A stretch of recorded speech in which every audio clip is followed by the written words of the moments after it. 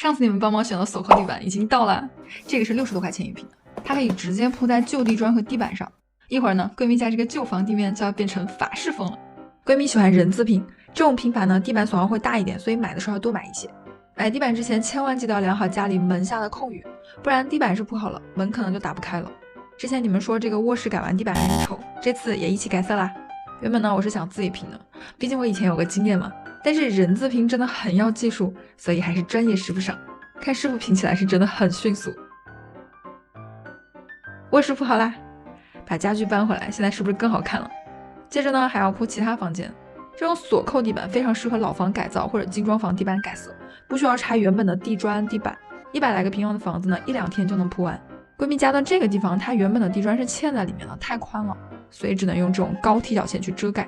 这就是全部复原的效果了。接下来呢，就要改造客厅了。